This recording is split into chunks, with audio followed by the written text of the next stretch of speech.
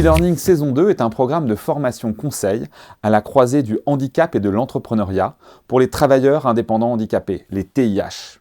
Ce programme est réalisé par l'Inclusion avec le soutien du préfet des Hauts-de-Seine, de Veolia, de l'AGFIP et de la Fondation Malakoff Humanis Handicap et en partenariat avec HUP Entrepreneur.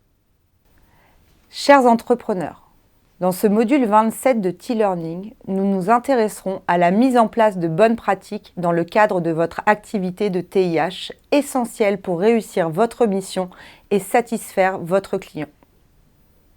À l'issue de ce module, vous aurez des points de repère sur les questions suivantes. Quelles sont les bonnes pratiques en tant que travailleur indépendant? Comment les appliquer? Et quelles sont les spécificités liées à votre situation de TIH? Nous allons structurer ce module en deux parties. Premièrement, l'importance des bonnes pratiques et dans un second temps, nous vous présenterons des exemples de bonnes pratiques à appliquer dans le cadre de votre activité de TIH. Première partie, l'importance des bonnes pratiques. Les bonnes pratiques professionnelles sont définies comme un ensemble d'actions et de comportements considérés comme appréciables, voire indispensables pour nouer une relation de confiance et créer de la valeur. On peut citer comme exemple une meilleure organisation et donc plus de confort pour vous et un gain de temps, l'amélioration de la qualité de votre prestation, l'augmentation de votre productivité et de votre chiffre d'affaires, etc.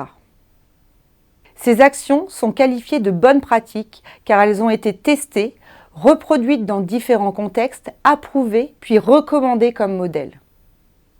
Dans le cadre de votre activité de TIH, la mise en œuvre de bonnes pratiques permet de vous guider et d'aborder votre mission sereinement. Vous serez plus à l'aise dans la gestion de vos tâches au quotidien, mais aussi dans la gestion de la relation avec vos clients. En effet, en définissant précisément le rôle et les responsabilités de chacun, vous mettez toutes les chances de votre côté pour construire une relation de confiance avec votre client et éviter le surmenage lié à une charge de travail trop volumineuse. Ces bonnes pratiques joueront un rôle majeur dans la réussite de votre mission, vous permettant d'être satisfait de la qualité de votre prestation, de la réaliser dans de bonnes conditions, d'être payé dans les temps et le plus important, de donner entière satisfaction à votre client afin de le fidéliser. Enfin, inspirez-vous des retours d'expérience d'entrepreneurs autour de vous. Ils pourront vous partager leurs réussites, mais aussi les ajustements qu'ils ont dû effectuer quand ils ont développé leur activité. Deuxième partie, exemple de bonnes pratiques dans le cadre de votre activité de TIH. Une première bonne pratique est de préparer la rencontre avec votre client en faisant des recherches sur Internet et les réseaux sociaux, sur son entreprise, son histoire et ses engagements. Ces informations sont essentielles pour montrer votre professionnalisme, gagner du temps dans la relation commerciale, poser les bonnes questions, savoir si vous vous reconnaissez dans les valeurs de votre client et enfin, si vous vous projetez dans la mission. A l'inverse, si vous posez à votre client des questions trop basiques sur son organisation, en lien avec des informations accessibles sur son site internet, il pourrait estimer que vous lui faites perdre son temps.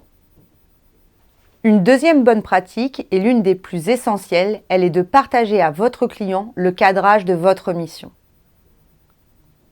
Il s'agit de construire un cahier des charges précis avec les objectifs à atteindre, les moyens mis en place pour y parvenir, les délais à tenir, les étapes intermédiaires avant le rendu final, le budget à respecter et les coordonnées de votre interlocuteur principal pour faciliter les échanges. Autant d'éléments à prendre en considération afin que votre collaboration se déroule dans les meilleures conditions. C'est principalement dans ce cadre que vous pourrez vous assurer que la mission sera compatible avec vos besoins spécifiques liés à votre situation de handicap. Enfin, n'hésitez pas à poser vos questions pour éviter tout risque d'incompréhension entre vous et votre client. Une troisième bonne pratique est de sonder la sensibilité de votre client sur le handicap afin d'évaluer ses actions inclusives. A-t-il déjà travaillé avec des TIH? L'entreprise est-elle handi-accueillante? C'est pourquoi il est important de connaître les fondamentaux du statut de TIH, tels que les intérêts extra-financiers qui en découlent ou encore le mécanisme d'incitation financière, qui permet de réduire la contribution handicap.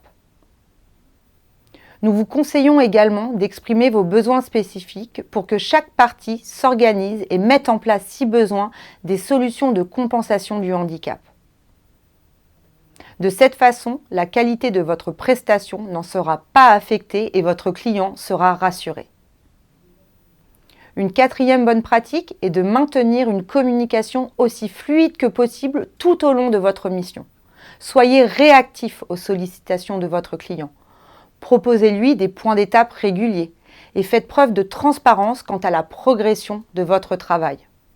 Attention toutefois à savoir différencier ce qui relèverait d'une demande supplémentaire par rapport à la demande initiale.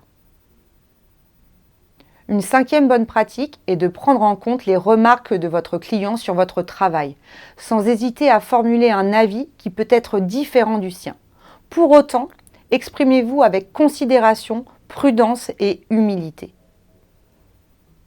Enfin, une sixième bonne pratique est de rester en contact avec votre client à l'issue de la mission. Demandez-lui un retour d'expérience grâce à un questionnaire de satisfaction par exemple. Vous verrez ainsi s'il est définitivement satisfait de votre prestation ou s'il a des pistes d'amélioration à vous soumettre. Vous pouvez également recueillir son témoignage ou l'inviter à publier un avis sur vos réseaux sociaux professionnels. De votre côté, c'est l'occasion de lui faire part de vos remarques ou éventuelles pistes d'optimisation si vous envisagez une nouvelle collaboration dans le futur. Pour conclure ce module, retenez qu'il est important de mettre en place des bonnes pratiques professionnelles pour que votre prestation se déroule dans les meilleures conditions. Assurez-vous simplement qu'elles sont bien compatibles avec vos besoins spécifiques. Enfin, les mettre en application tout au long de votre mission maximisera l'impact de votre travail car vous vous concentrerez particulièrement sur ce qu'il est attendu de vous. Merci d'avoir suivi ce module. Pour aller plus loin, rendez-vous sur tlearning.fr, www.tirning.fr